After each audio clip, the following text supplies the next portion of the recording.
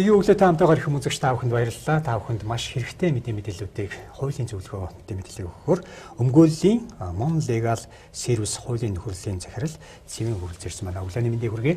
За баярлалаа танд ч өглөөний мэндийг хүргэе. За тэгэхээр хоёулаа өмнө нь бол байрны орон сууцны захиалгатай холбоотой залилангийн хэргийг хэрхэн шийдэх талаар асуудлуудыг бас хөндөж ярьсан байгаа. Тэгвэл өнөөдрийн сэдэв маань цахим мөрөөтэй тоглоом. За ялангуяа энэ хүүхэд залуучууд их холбогдоод байгаа тийм. За хүүхэд залуучууд илтгүү гэр бүлтэй нас тогтсон хүмүүс холбогдож штэ. Цахим мөрөөтэй тоглоом болно. Цахим сайт, сошиал хаягийг ашиглаад залилах гэмт хэрэгүүд их нийгэм түүмлэн энэ талаар бас их анхааруулгууд их гараад байгаа хэрнээ бас энэ хэрэг бас буурахгүй байна л да тийм. Тэгэхээр энэ дээр үнэтэй холбоотойгоор ямар хэрэгүүд жишээ нь танай фирм дээр ирж байна. Яаж шийдэгдэж байна тэр талаар бас та.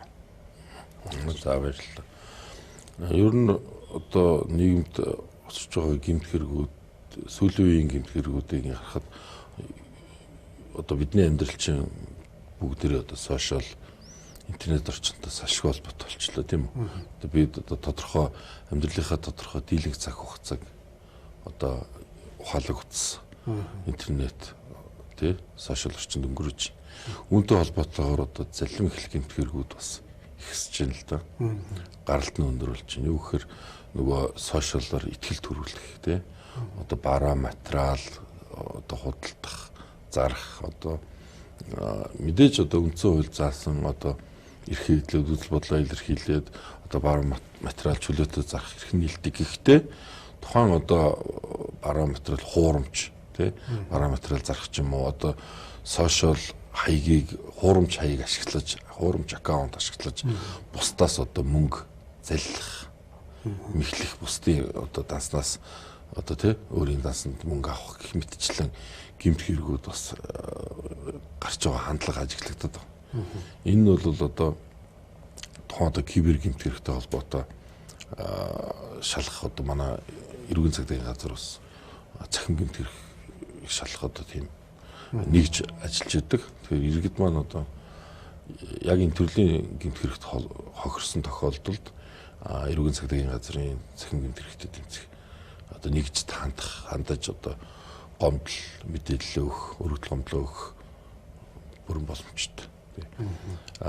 За та түрүү хэлсэнчлэн тэр мөрөөдөө тоглоом цахим гэдэг энэ гэмт хэрэгтэй холбоотой гэмт хэрэг бол өмнө жилүүдэд бол дийлэнх олон хувийг эзэлжсэн.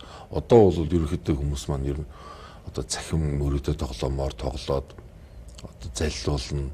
Цаана нь бол тий нэг хүний цаана нэг хүн тоглоход цаана бол нэг хандлт тэр админы цаана зөндөө олон ботууд байгаад тий заллах үйлдэл хийдэг гэдгийг ихэнх иргэд маань сошиал тий хөвл мэдээллийн хэрэгсээр мэддэг болсон. Одоо бол харьцангуй бас мөрөөдөө тоглоом цахимаар тоглоход хууль мэдээж хориотой хоёрдугаарт залдуулах бусдад залдуулах асуудал байгаа гэдэг иргэд маань ерөөхдөө бас энэ талын мэдээлэл бол харьцангуй гайгүй авагдаад байгаа сүүлийн үед. Харин сүүлийн үед гарч байгаа бас энэ цахим гэмт хэргийн хувьд нэг иймэрхүү юм ажиглагдаад байна. Юу гэхээр тухайн бараа материал эмнэлгийн чанартай бараа материал зарах. Эрүүл мэндийн бараа материалууд эрүүл мэндийн бараа бүтээгдэхүүн хууль бус юуны эрүүл мэндийн шаардлага хангаагүй хууль бус шинжилгээний бичиггүй ч юм уу тийм ээ. Тийм хуурамч бүтээгдэхүүн зарах хандлага их олширч байгаа. Энэ мэдээж хуурамч бүтээгдэхүүн зараад үүнээс болж иргэдийн эрүүл мэнд тохирч байгаа асуудлууд бас удаа дараа гараад байгаа. Энэ тохиолдолд бас иргэд маань цагдаагийн байгууллага хандаж гэмт хэргийн асуудлаа шийдвэрлэх бүрэн боломжтой. За тэгэхээр ер нь танаа дээр жишээ нь ямар хэрэгүүд ирээд ч тийм үү те яаж шийдэж чинь хэр хугацаанд шийдэж чинь тэр талаар та нэг Ерөнхийдөө энэ нийгэмд учирч байгаа юм заллах гэмтгэрэг бол маш их ардаа хор уршиг дагуулждаг. Одоо цагдаагийн байгууллага, хуулийн байгууллагад хандж байгаа. Тэгээд одоо өмгөөллийн байгууллагад хандж байгаа энэ хэрэгүүдээс авч үзэхэд дийлэнх дандаа одоо заллуулах гэмтгэрэгүүд зохилж байна. Тэгээд энэ заллуулах гэмтгэрэг нь маш их хор уршигтай. Санхүүгийн болоод тухайн одоо хүний гэр бүлд маш их хор уршиг учирч идэг. Хичнээн одоо ингээд шүүхээр ороод тий одоо тухайн хүн хариуцлага хүлээгээд гэмтгэрэгтэй маань гэмтгэрэг үйлдсэн тогтоогдоод хариуцлага хүлээгээд тэр хохирлоо төлнө гэдгийг илэрхийлээд явж байгаа боловч цаана бүхэл бүтэн гэр бүлийн амьдрал төрчигдөө сүрчдэг.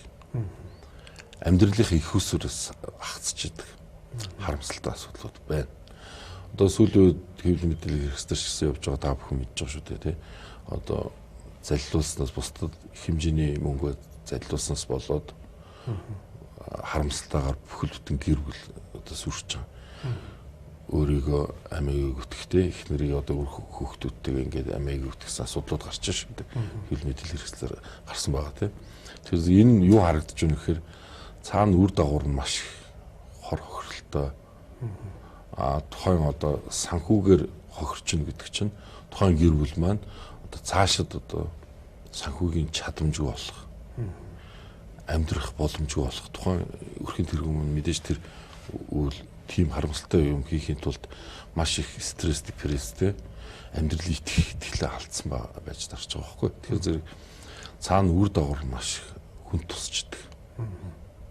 Яг тухайн цаг мөчид одоо гэмт хэрэгтэн бурууга хүлээгээд те хариуцлага хүлээгээд хууль хяналтын байгууллагаар шалгагдаад яваад асуудал шийдэж байгаа мэт харагдаж явж үр дагавар нь маш онцон ноцтой байдаг. Харамсалтай үр дагаврууд гардаг.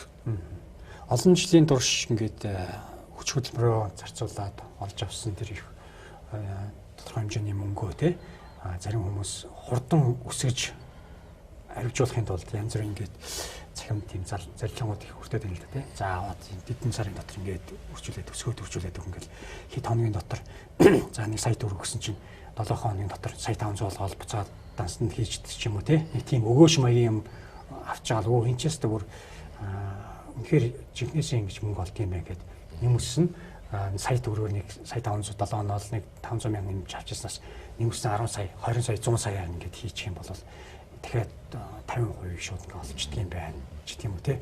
Ийм нэг хүүхдийн чимээр юм уу эсвэл нэг тийм хит тийм итгэмтгий дээрэс нь маш хялбар аргаар мөнгө олох тийм одоо бодлоос болоод л ийм хэрэгүүд л үүсээд байгаа юм болов гэж бодоод байна л да тийм.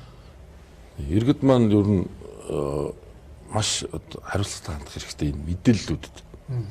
Одоо цахим тий одоо энэ ухаалаг хугацаа дамжуулаад интернет сошиал орчин гарч байгаа мэдээллүүдэд маш цензуртай хандах хэрэгтэй болчиход байгаа юм л да иргэд маань. Тухайн мэдээллийг маш сайн нэгтэлж тийм ээ. Хэд дахин нэгтэлж бүр маш сайн нэгтэлсний үндсэн дээр одоо энэ одоо сошиал орчинд одоо нийгмийн сэтгэл зүй нөлөөлөхөөр үнэн бодиттой мэдээлж явж байгаа тэр дунд мөн одоо худал мэдээлэлүүд ч гэсэн явж байгаа шүү дээ. Тэгэхээр иргэд маань өөрсдөө л маш хариуцлагатай хандах хэрэгтэй. Мэдээллийг маш сайн нэгтлэх хэрэгтэй. Тийм ээ. Тэгжээж одоо алхам хийх зүйтэй баг. Таны хэлсэнчлэн гинт одоо огцсон гинт хөргөч тийм мөнгөч одоо холбоотой ийм бизнес ч юм уу тийм мэдээллүүд төр маш анхаарал болгоомжтой хандах хэрэгтэй гэж хэлмээр байна. Одоо цахим гэмтгэрүүд маань маш олон төрөлтэй байгаа юм л да. Энд одоо цахимаар интернет сошиалаар бас иргэдийн нэр төрд халдах гэмтгэрүүд бас их гарч байна. Иргэдийн нэр хүнд алдар хүндэд халдах тийм ээ. Зураг мургийн сошиал дээр байршуулад тэгээд одоо иргэдийн нэр хүндийг гутаах, доромжлох эдгээр бүх асуудлууд хуультай. Бүгд одоо хуулийн шалгах хууль ялтын байгууллага шалгах хуультай, зөрчлийн тухай хууль, эрүүгийн хууль гэх мэтчлэн хуулийн санкцуудтай, хуулийн хариуцлага хүлээх зүйл заалтуудтай. Тэгэхээр зэрэг иргэд маань энийг бол сайн ухамсарлаж ойлгох хэрэгтэй. Аль аль тал нь тавьж байгаа тэр гүтгэж доромжиж байгаа тал нь ч гэсэн эрүүг хариуцлах хүлээн гэдгийг ухамсарлах хэрэгтэй. Хохирч байгаа иргэдмч гэсэн хуулийн байгууллагууд энэ дээр хандаад явах хэрэгтэй. Одоо фэйсбүүкээр ч юм уу явж байгаа тэр залилангийн хэрэгүүдийг харахад хэрэгүүдийг чинь одоо янз бүрийн суглаан энтрийг ингээ харж хахад гадны улсаас одоо бас гадны нэр хаягтай ч юм уу тий гадны улсаас монголчууд мань өөрсдөө тийм хийж байгаа бас харагдаад байна л да. Тий. Тэгээ дээрэс нь ер нь энэ за нэгэнт ингээд мөнгө алдчихлаа. Алдсан хүн одоо жишээ нь за тэр кибер хэрэгтэй, гэмт хэрэгтэй тэмцэх газарт холбогдоод тэгээд тэр тухайн гэмт хэрэгт нь баригдлаа гэхэд ер нь хэдэн жилийн хорих ял байдгийн эсвэл ер нь ямар бас энэ төрлийн гэмт хэрэгнийг хийчихье гэсэн бодолтой тий гэмт хэрэг гэж бодохгүй байгаа хүмүүс бас байгаа шүү дээ. За нэг хэдэн төгрөг ингээл олж шít нэг 5 хүн хооронд нь тоглуулаад дундаас нь тэгэл тэдний хоорондоо тоглоно юмс тэгэл би ямар ч нэг хувиа аваад нэг хүн хожоод 4 хүнийхээ мөнгийг аваад нэг хүнийхээ мөнгөнд би аавна ч гэдэм үү нэг тиймэрхүү бодолтой өөрийгөө нэг гэмт хэрэг хийж байгаа юм шиг бодохгүй байгаа хүмүүс байгаа л ахaltaа. Тэгэхээр энэ хүмүүс танд итгэхэд ер нь хуулийн одоо хүрээндтэй хэдэн жилийн хорих ял ч гэдэм үү ямар тийм зүйл заалтуудаар хоригдох боломжтой нэг одоо тийм хоригдохоор байдгийн бай. Тэр талаараас нэг сэрэмжлүүлэг болох үүднээс нэг хэлэл. За та түрүү хэллээ тэр мөрөөдөө тоглоомноос гадна тийм ээ нөгөө бооцот суглаа хэлбэрээр тийм ээ асуудал хөндлөө шүү дээ. Тэр бооцот тоглоом одоо суглаа гэж хонжуур гээд явдаг шүү дээ. Эдгээр бол бүгд хуулийн зохицуулттай байдаг. Одоо телевизийн хэрэгслүүдээр дамжуулаад одоо суглаа одоо Монгол суглаач гэдэг ч үлээ тий суглаад бооцоо тоглоом. Эдгээр бүгд санхүүгийн зохицуулт хорон дээр хяналттай байдаг. Зөвшөөрөлтэй газрууд нь явж байгаа шүү дээ. Тэндээс одоо санхүүгийн зохицуулт хороноос аль биесны зөвшөөрлийг аваад тэгээд аль биесны зөвшөөрлийн үндсэн дээр явуулж идэг. Энэ сүүлийн үед ч одоо лайваар суглаа явуулах тийм ээ. Одоо гадны оронд одоо алт үнэт идлэл одоо үнэт чулуу олбруулж гин гэх мэтчлэн ингэ суглаа явагдаад ш. Энэ бол цэвэр залилангийн асуудал. Тий. Би яг энэ талаар ярьлаа та тий. Тухайн одоо админ ч юм уу тухайн одоо суглааг явуулж байгаа этгээд маань өөрөө Монгол улсад орсон байхгүйгээр гадны орноос одоо гадаад улсаас интернет одоо ухаалаг утсаар дамжуулаад одоо залилмхлэх гэмт хэрэг үлдэж байгаа. Тэрэнд иргэд маань маш их итгэж бас мөнгө төгрөг өгч юм л да. Одоо алт олбруулж гин одоо тэр одоо нэг явжсэн да нэг арабаас ч үлээ хаанаас ч гэнэ үнэт чулуу бадмаараг оюу чулуу олбруулж гин та нар сулаанда мөнгө өгөр. Тэр бол цэвэр залилангийн гэмт хэрэгтэй холбоотой асуудал.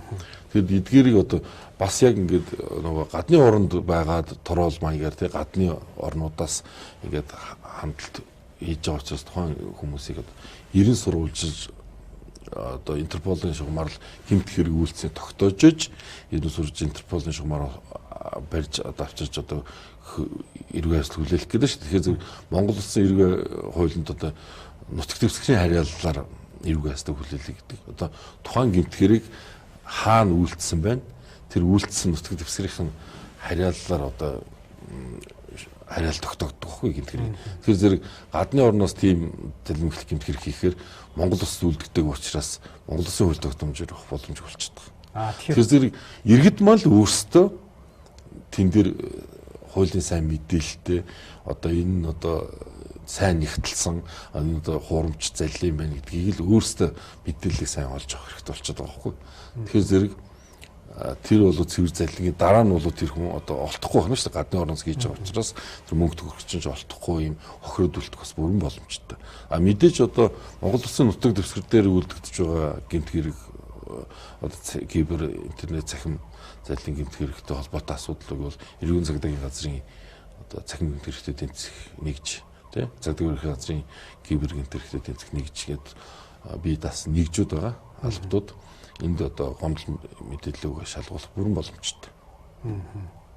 За тэгэхээр энэ хэрэгтэй холбоотойгоор танаад дээр жишээ за ингээд залилагдчихлаа гэд ирвэл одоо таг маань яаж өнгөлж процесс нэр нь яаж явагдаж байна? Ер нь бол одоо иргэд маань хуулийн байгууллагад хандаад одоо эрх зүйн тусалцаа авах гэдэг өмгөлдөө нөхөрлөлт хандаад гэрээ байгуулад за тэгээд тухайн иргэний эрх ашгийг хамгаалахын тулд ямар байгууллага хандахыг, эрүүгийн гэмтгэрэг байна уу, иргэний гэмтгэрэг байна уу, тийм ээ. За эрүүгийн гэмтгэрэг бол одоо ямар газар нутагт үлдгэцээ, одоо аль дүүрэгт үлдгэцэн гэх мэтчлэн дүүргийн одоо цагдаа тухайн одоо гэмтгэрэг болсон дүүргийн цагдаагийн байгууллагад өөрчлөлт гомдол гаргаад, за дараа нь мөрдөн шалгах ажиллагаа явагдаад, тэгээ мөрдөн шалгах ажиллагааны шатаарлсан процессын асуудлуудад одоо тухайн үйлчлүүлэгчээ хэрэгцсэн байдлыг хамгаалаад шүүхийн шат хүртэл явдаг. Явж ажилладаг. Хуулийн. Иргэд маань өөрсдийг бас өмгөөлөх хэрэгтэй.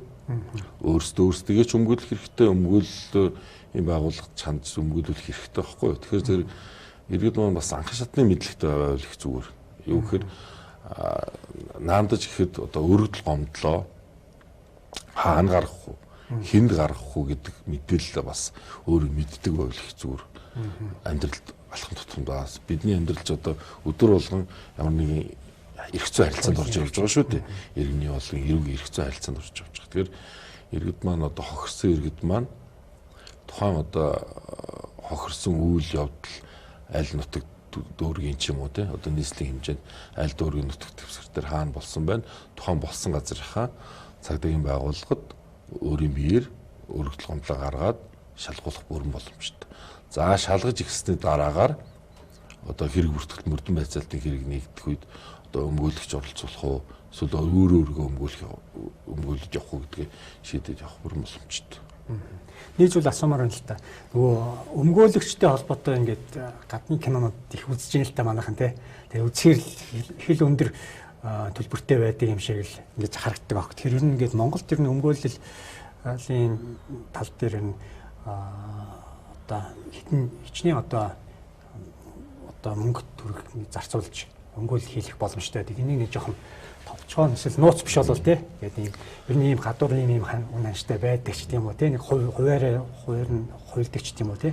Тийм мэдээлэл өгвөл. Тэгвэл нэг хүмүүс ч бас нэг өмгөөлөл авах гэхээр айхтар их хүн төлбөр төлөх байхтаа л гэсэн бас бодол байгаа. Өмгөөллийн одоо үн хөлс төлбөрийн асуудлыг та ярьж байгаа шүү дээ.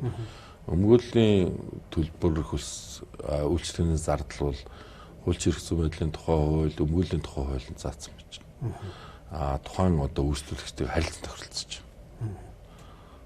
За сүүлийн үед бол одоо мэдээж хохирлын хэмжээг бас харгалзаж үзэж байна л да. Хохирлын хэмжээг харгалзаж үзээд хичнээн хэмжээний хохирол учирсан дээ тухайн үйлчлүүлэгчд маань. За нэг 10 сая төгрөгийн хохирол. Чи хохирлын хэмжээг харгалзаж үзээд үйлчлүүлэгч үйлчлэгээ авж байгаа үйлчилж байгаа тал маань харилцан тохиролцож өмгөөллийн төлбөр хөлсийг шийдвэрлэдэг. За мөн төлбөрийн чадваргүй тохиолдол одоо та хэллээ шүү дээ одоо хадны орнууд өндөр байдаг гэдэг. Одоо жишээлбэл төлбөрийн чадваргүй иргэд байгаа шүү дээ тийм амжиргааны доод түвшин эсвэл одоо хөгжлийн бэрхшээлтэй гэдэг ч юм уу тийм өндөр настай ийм хүмүүст бас үн төлбөргүй үйлчлэх өмгөөллийн үйлчлэгээ байгаа. Одоо манай хуульчдын холбоо дээрээс одоо төрийн одоо юуны үн төлбөргүйгээр хөнгөлөлттэй нөхцлөөр одоо өмгөөл хийх одоо бүрэн боломжийг хангаж өгсөн байж байгаа. Одоо төлбөрийн чадваргүй гэдгээ нотлоод тэгээд мэдээж хөгжлийн бэрхшээлтэй юм нотлоод үн төлбөргүй өмгөөл авах бүрэн боломжтой. За тэгэхээр өнөөдрийн нэвтрүүлгээр одоо сошиал орчинд залилангийн одоо хэрэгүүд их байгаатай холбоотой эндээс яаж сэрэмжлэх үү? За энэ одоо хэрвээ хохирсон тохиолдолд ямар арга хэмжээнүүд авах талаараас мэдээллийг та бүхэнд дуулгалаа. Ингээд өмгөөллийн Mon Legal Service хуулийн нөхөрлөлийн захирал Цэвэн байлаа. Ингээд ажил үйлс өндөр амжилт хүсье. За баярлалаа. За баярлалаа. Нэвтрүүлэгтээ хамтдаа сэрхэн үзэгч та бүхэнд баярлалаа. Гэгээ өглөө үргэлжилж байна.